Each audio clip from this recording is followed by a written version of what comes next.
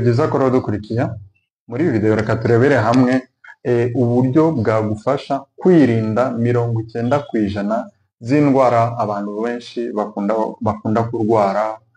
Abantu benshi usanga zatumye bajya mu bitaro bakaremba bikarengeraho batakaza ubuzima bagapfa, kandi barwaye indwara bakagombye kuba baririnze hakiri kare bitakabagijije muri iyo situation benshi usanga barimo. Mu by'ukuri nubwo usanga ibintu by'ubuvuzi byarateye imbere cyane mu bintu byo gukora imiti, byo gukora ibyuma bibasha kureba indwara, ibintu byo kumenya gusuzuma indwara n'ubundi buryo bwose, gusa ukwiye kumenya ko isoko cyangwa ibanga ry'ubuzima bwiza biba mu buryo wowe witwara, ibyo urya, ibyo unywa, aho uba, uburyo ubaho mu buzima busanzwe. Iyo ubayeho neza rero ugakora ibyo tugiye kuvuga aha ngaha muri iyi video n'ibindi turavuga ukaza kubyirinda, usanga umara imyaka n'imyaka ibintu byo kurwara ubyumva ku bandi ariko wowe bitakubaho. Rero umva neza buhoro buhoro ibyo tugiye kuvuga, nusanga hari amakosa ukora uyirinde, nusanga hari ibyo utaruzi utangire ubikore.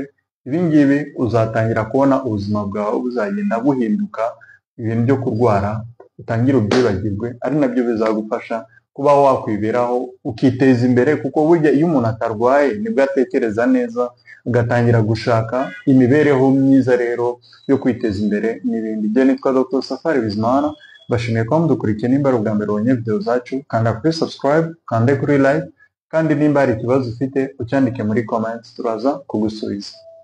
Icya mbere dukwiye kumenya nibyo dushira mu mubiri wacu. Ibyo ushira mu mubiri wawe ni iki? Kuko nibyo bigena uko umubiri wawe ukora. Ibyo ushira mu mubiri wawe niyo essence, niyo twavuga imeze nka essence ituma umubiri wawe ukora, ituma umubiri wawe wirinda indwara. Okay? Ibyo ushira mu mubiri wawe, hari umwuka uhumeka. Wowe nimba uhumeka umwuka mwiza, utanywa itabi, utaba ahantu haba imyotsi, uba wirinze indwara z'ibihaha. Okay? Indwara z'ibihaha harimo igituntu, harimo umusonga, harimo indwara nyinshi, kanseri z'ibihaha n'ibindi. Rero icya mbere menya ibyo ushira mu mubiri wawe. Ese uhumeka umwuka muzima cyangwa uba ahantu hari imyotsi, hari ivumbi, uba ahantu hari bakora amabuye y'agaciro, haba ivumbi rihora ryinjira mu mubiri wawe, mu buhumekero bwawe? Nimba uri muri ibyo, tangira ubyirinde. Nimba ubana n'umuntu unywa itabi, menya ko nawe uri umunywi w'itabi, ahubwo wowe uri abo bita abafumeur passif, uri umuntu banywesha itabi utabizi. Aho ngaho rero ushobora kurwara igituntu, ukarwara kanseri y'ibihaha, ukarwara kandi utarigeze unywa itabi kubera ko wabanye n'umuntu unywa itabi. Icyo ni icya mbere.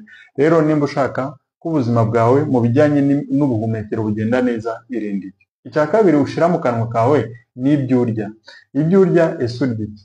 Wowe buri munsi ni ukurya inyama, kurya amavuta menshi, kunywa icyayi kirimo amasukari menshi, ibikoma birimo amasukari menshi, imigati y'umweru. Ibi ngibi byose ni ibyangiza umubiri wawe, bigatuma utunyangingo twawe tutangira kwangirika, tunanirwa, kandi nabyo bikuviramo kanseri, diyabete, indwara z'imitima n'umuvuduko w'amaraso. Burya izo ndwara ziza umubiri zitangira kugaragara, umubiri warirwanyeho wananirwa, ugasa nkaho hari igisasu gituritse, akabibwa indwara zitangira kugaragara. Akaba ari niyo mpamvu usanga iyo izo ndwara zagaragaye bigorana kuba bakuvura.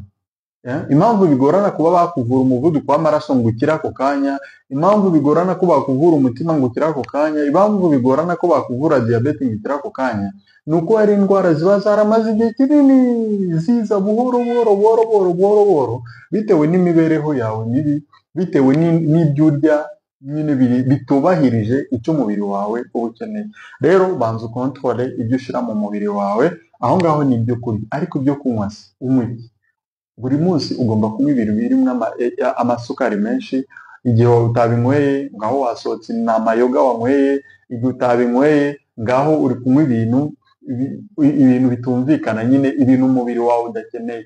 Ibi ngibi iyo ubishyize mu mubiri wawe, mu by'ukuri biguha akanyamuneza pe, akanyamuneza k'iminota, k'amasaha, ariko nyuma yaho umubiri wawe utangira kwirwanaho, usohora bwa burozi bwamaze kwinjiramo.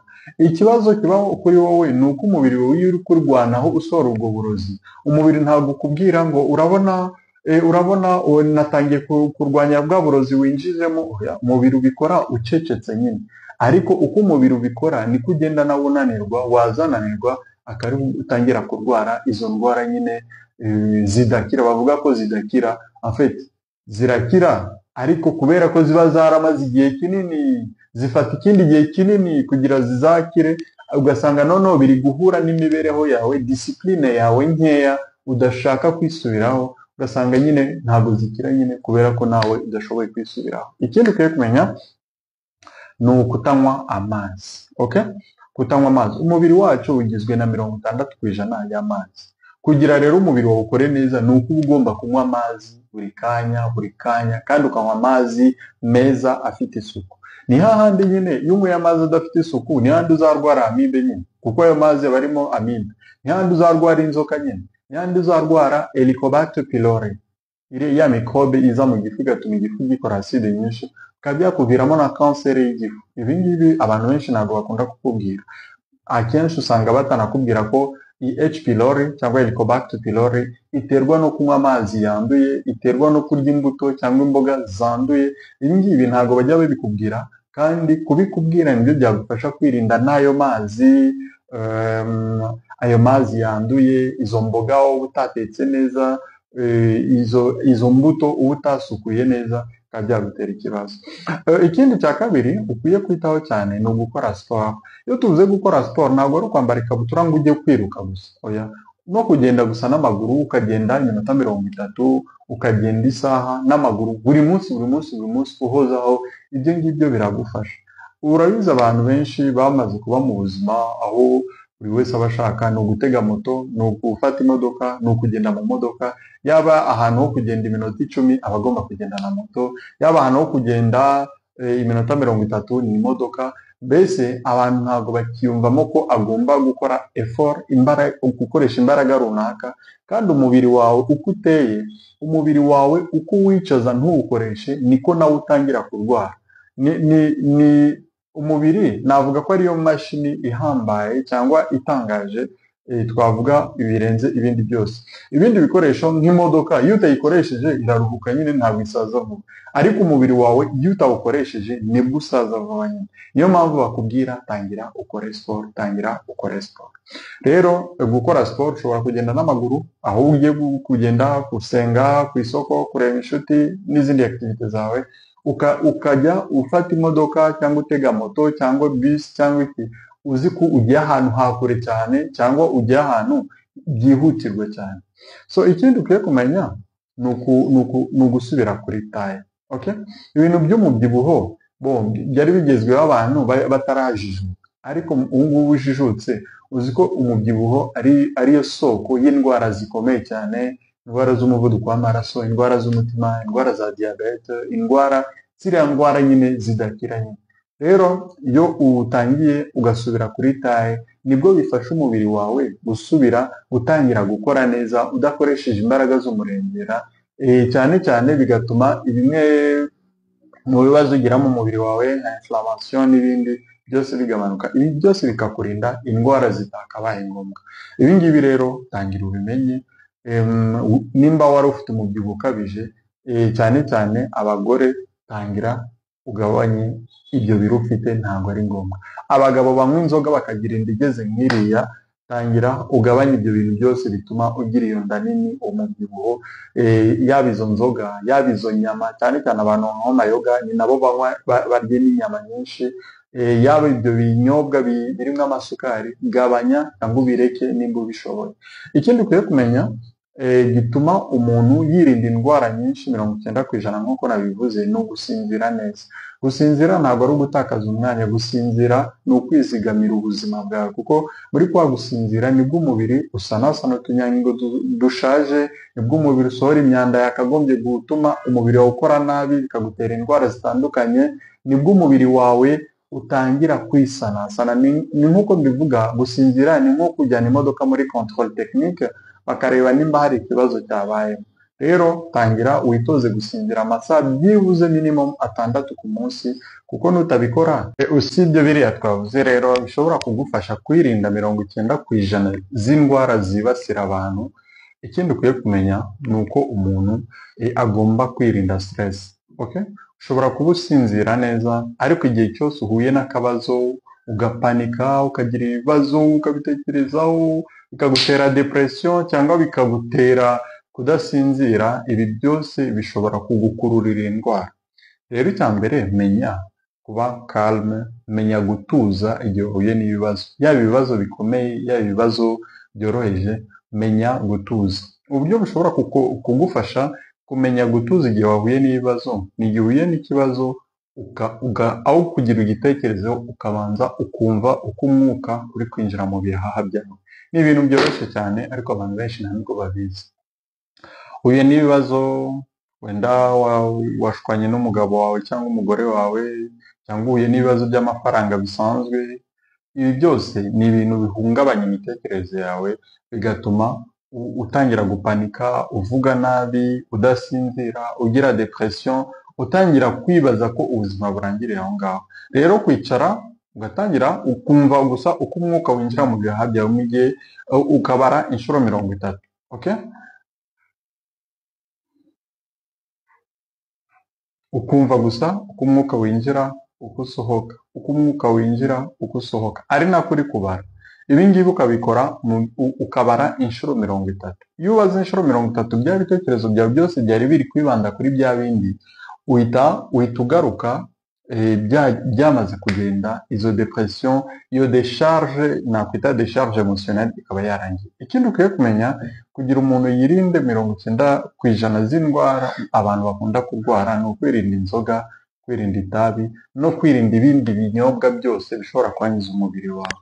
Rero abantu akenshi banywa inzoga bari kwinjoyinga, bari kwishimisha, ariko mu by'ukuri ibyo byishimo buri gushaka muri icyo gihe biba ari iby'igihe gito, bizakuzanira ingaruka zikomeye cyane ku buzima bwawe, kurwara umwijima, kurwara impyiko, kurwara mu bwonko, kurwara kanseri zimwe na zimwe, byatewe n'ibyo byishimo wagiye gushaka muri izo nzoga no muri ayo matabi no muri ibyo binyobwa, ngo uri gushaka ibyishimo.